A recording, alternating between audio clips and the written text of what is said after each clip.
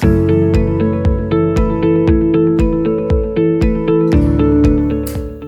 I hope you're well and having a good break.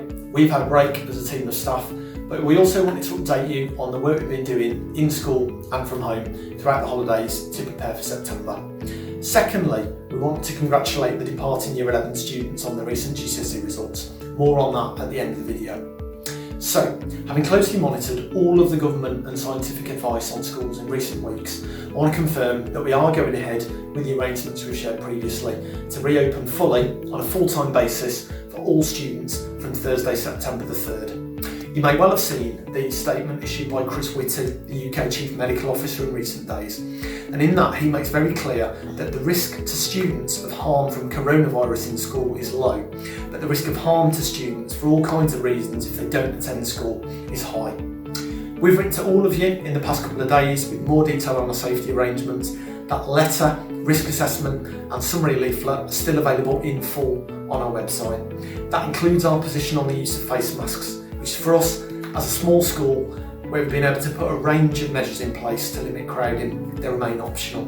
Any students that do wish to wear a face mask are welcome to do so, and if you'd like us to provide one, do let us know. We can't wait to see you all again. We're going to spend some time now physically showing you what the building looks like ahead of the start of term. Take care.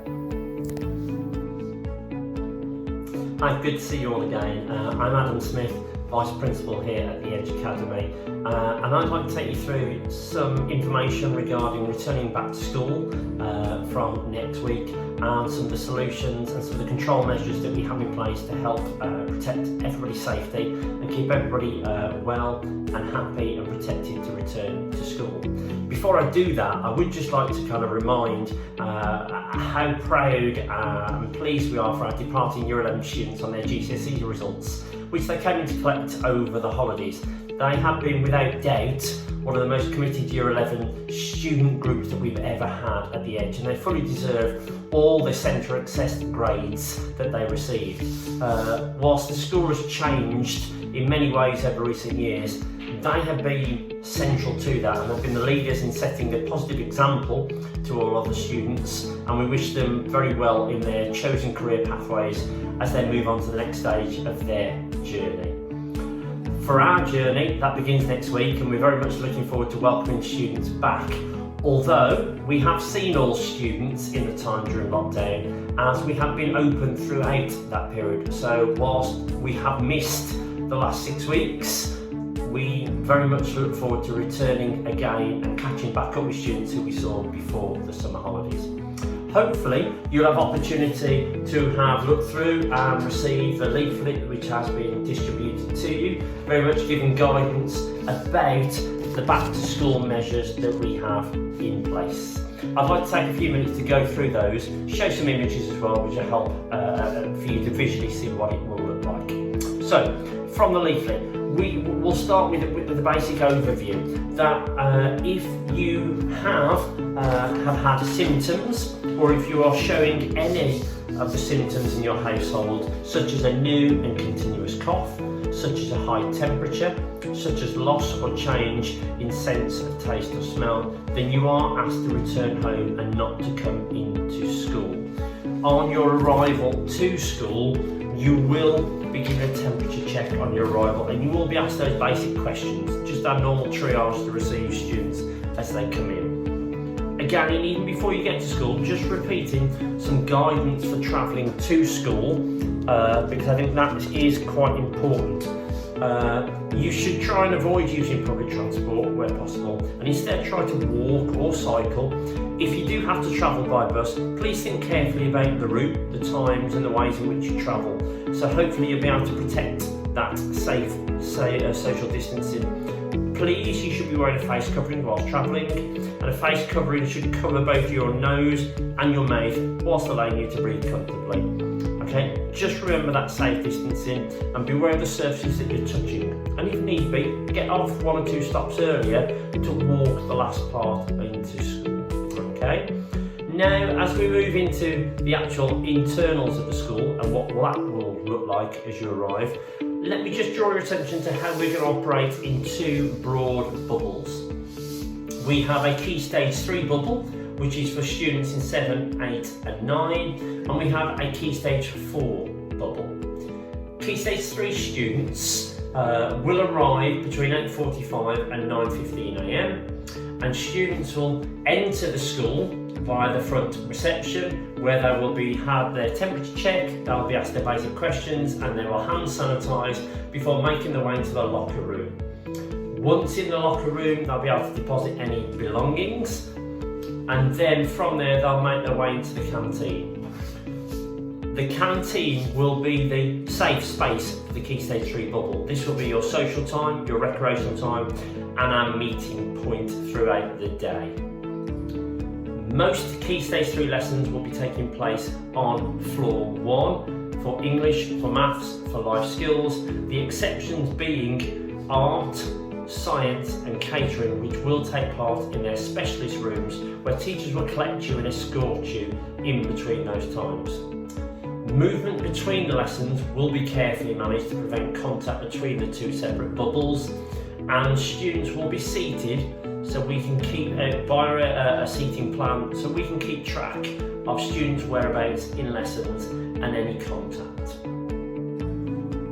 Students will, as per usual, receive their own pencil case, which is only for their use during lessons, will be placed away safely and brought back out each time for the same student in the same lesson. Key Stage 3 students will have access to toilets naturally, and they'll use the toilets on the first floor, and they'll be waiting one at a time in a controlled fashion if they wish to use the toilet during lesson time and during break time. At break time, Key Stage 3 students will use the canteen. They will access food there, they will have their social space there, they will have seating there as well. They will only have inside space for our short break time in the morning. At lunchtime, however, students will be able to access both the canteen and the outdoor space. Again, recognising social distancing and being safe, but giving opportunities to be outside as well.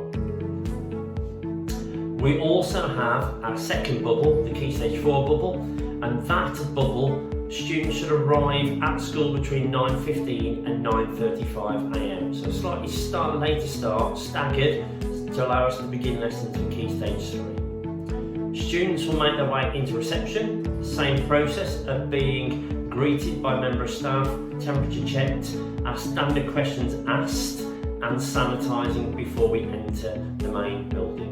Students will then go via the staff staircase straight up into floor 4, the hall, and that will be your main social space and recreational space and lesson space if you're in Year 11 throughout the day. Year 10 students will move to floor 2 where your lessons will take place, and Key Stage 4 Year 11 students, all your lessons will take place on floor 4 in the hall. So we've got these very clear learning zones. Key Stage 3 in floor 1, Year 10 on floor 2 and Year 11 on floor 4. Art, catering and science lessons do take place in specialist classrooms, and again your teacher will collect you and escort you to those locations, again to prevent contact between the bubbles. Much like Key Stage 3, Key Stage 4 students have their own pencil case. They'll be assigned their own toilets on their specific floor, and they will have access to an outdoor space at break time, but not at lunchtime. So we are managing all the facilities that we have. Okay. Throughout the day, hand washing and sanitising will be embedded, as will cleaning of the spaces that you use. All these measures, we hope, will make things very clear, very simple and very safe for students to carry on our normal schooling. Okay. What I do want to just stress is what happens if a student does show symptoms whilst during the day at school. If this is the case, should a child exhibit symptoms of COVID-19, they'll be immediately placed in our medical room, and families will be contacted to collect them as a matter of urgency. We then expect you to have your child and family tested, and we can give guidance and support on how we can get that done. As soon as you receive the results of the test, you will need to let the school know, and this is so that we can complete effective track and tracing to safeguard all our students and staff who may have been in contact with you. So really, just to kind of summarise, if that test came back positive, the student would need to self-isolate for 7 days, and members of the same household would also be required to self-isolate. If the test was negative, the student may return to school and the members of the household can stop self-isolating themselves. Okay? So some general guidance just to be aware of. At basic premises, students will remain within their designated bubbles and their learning zones. Social distancing to be respected at all times at least 2 metres. There'll be hand washing before starting work and after visiting the toilets or prior to eating or drinking. Hands will be washed for at least 20 seconds with hot soap and water. And hand sanitizer is freely available in school, and it should be used when hand washing isn't possible. And we recommend that you avoid touching your face as much as possible. Okay? The last part really is just to mention face masks. You may have been aware of the changes in terms of guidance over the last week. Use of face masks remains discretionary, so at the school's kind of direction, even in the communal areas. And as a small school, we're confident that we've been able to put a number of control measures in place to limit congestion and crowding. So our position is that the wearing of face masks is optional for students and staff. Any students that like to wear a face mask, that is not a problem, you're welcome to do so. We would, however, expect all students to wear face masks for any off-site activities or for travelling backwards and forwards to school. So hopefully that gives you a bit of a flavour, along with some of the images, about what to expect next week. We're excited about the return. It's been too long. We want to get back after our 6 weeks. It was lovely seeing you throughout the lockdown period, and now we can help to build on that and welcome us all back into our safe school. Okay, take care. See you next week. Bye.